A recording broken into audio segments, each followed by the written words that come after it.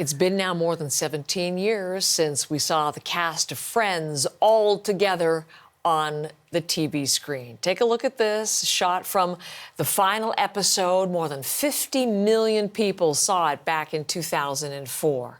Since then, well, they've been years of petitions and will they or will they not rumors about a reunion. But yesterday, fans got the reunion that they'd been waiting for. This is from the one where everyone finds out. Oh! Oh! My eyes! I know.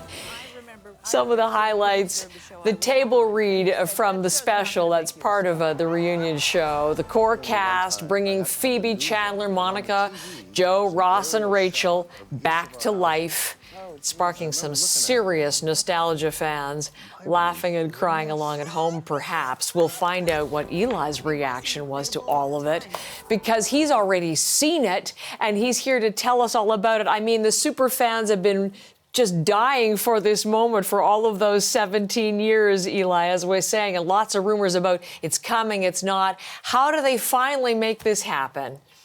Well, small truck of money backed up to each of those stars' houses probably helped. They were reportedly paid about $2.5 million each to appear in this reunion. But as you said, I mean, for fans of the series, incredibly special. First time all these actors have been together in years. It was supposed to happen in 2020 to help launch HBO Max. Due to COVID delays, they pushed it back. So here it is, this massive special taped in front of a live audience, also reassembling the classic sets of those Friends apartments we know so well, seeing them in the original studio. And so let's take a closer look at what we actually get.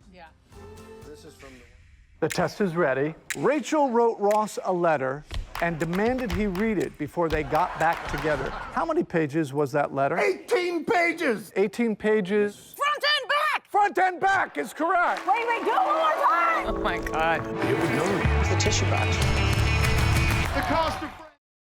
So there you go. You get a sense of what you can enjoy. The cast look a little different, some shockingly similar. And there's a couple different kind of aspects to this special. There's the interviews on the couch hosted by a fawning and very excited James Corden. There's a more, I think, meaningful moving parts of the cast reminiscing on set, remembering where they hid their lines, the little nooks and crannies that they would hang out or take a break. And we see some behind the scenes footage of the very young cast just kind of hanging out, chilling between takes. And then there's the fans, the real people from around the world singing the cast's praises, and more than a few celebrity testimonials talking about just how Friends helped them get some laughs.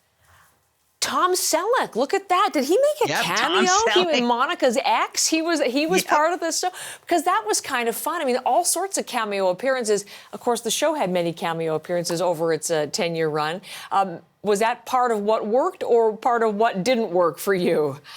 Yeah, I mean, I think certainly for fans of the show, they brought back a lot of the various reoccurring characters. So it's great to have those little moments like when Selleck walks back into that apartment. I think personally the best bits are when it feels a little more private. I mean, you can't fake those feelings when they first step back on set. This was such a big part of television in the late 90s. I mean, just seeing those couches, those tchotchkes, it's like stepping into a time capsule. You can't help but compare what's changed and what hasn't. But when the cast sit down to do a series of table reads, performing classic episodes again, I mean, Heather, it's really quite impressive. The chemistry is still there. I mean, to hear David Schwimmer and Jennifer Aniston trading lines, it's like nothing ever happened. There are also some very real admissions about what was happening with Rachel and Ross and David and Jennifer on set, and some very strong feelings that they had. There are also, I think, some stranger bits like Lady Gaga joining Lisa Kudrow for an over-the-top version of Smelly Cat, complete with a gospel choir. There's also a Friends fashion show with celebrities in famous Friends outfits, including, yes, a dancing Justin Bieber dressed as a potato. I think it's a Sputnik costume or something like that. Sputnik, I guess that's it. So there you go. That is Justin Bieber's contribution. And I should mention, this special is long. I mean, I guess after shelling out $15 million to the cast, they wanted their money's worth. So this runs an hour and 44 minutes. That is a lot of Friends to love.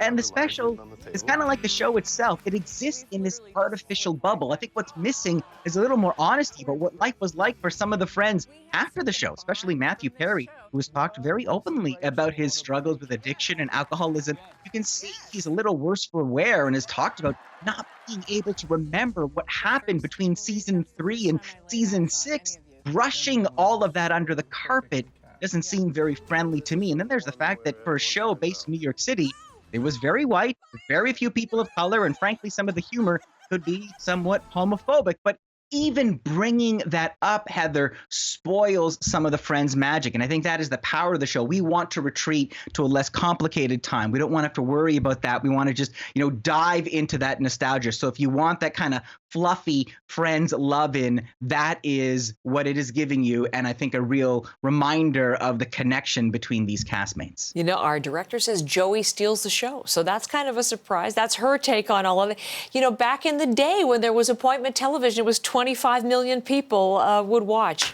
every episode. Pretty extraordinary. And a lot of appetite for this. Eli, I'm glad you saw it and telling us about us. Thank you very much, Eli Glasner.